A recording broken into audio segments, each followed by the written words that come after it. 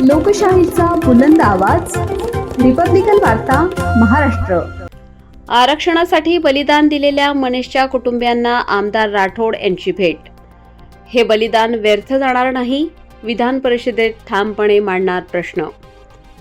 जालन्यातील मंठा तालुक्यातील लिमखेडा येथे बंजारा समाजाला हैदराबाद गॅझेटनुसार एसटी आरक्षण मिळावे या मागणीसाठी तरुण मनीष लक्ष्मण जाधव वय 32 वर्ष याने आत्महत्या करून आपले आयुष्य संपवलं। या हृदय पिळवटून टाकणाऱ्या घटनेनंतर समाजभर हळहळ व्यक्त होत असताना आमदार राजेश भैया राठोड यांनी गावाला भेट देऊन कुटुंबियांचे सांत्वन केले।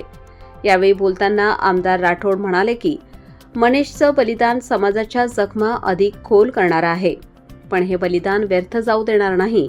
विधान परिषदेत तारांकित प्रश्नाद्वारे मी हा मुद्दा ठामपणे उपस्थित करणार आहे। कुटुंबियांना शासकीय मदत मिळवून देण्यासाठी मी स्वतः प्रयत्न करीन। गावातील वातावरण भावनिक झालं होतं।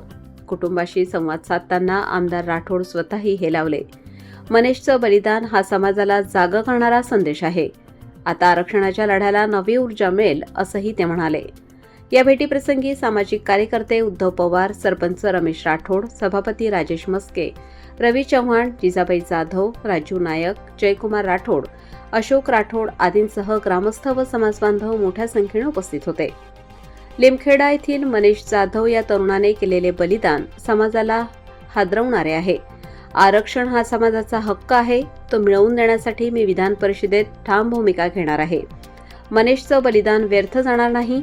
त्यांच्या कुटुंबियाला न्याय मिळवून देण्यासाठी व शासकीय मदत मिळवून देण्यासाठी मी वैयक्तिक पातळीवर प्रयत्नशील राहीन। राजेश राठोड, आमदार। रिपब्लिकन वार्ता महाराष्ट्र जालना प्रतिनिधी Balu Gaikwad. Subscribe now and press the bell icon. Never miss an update.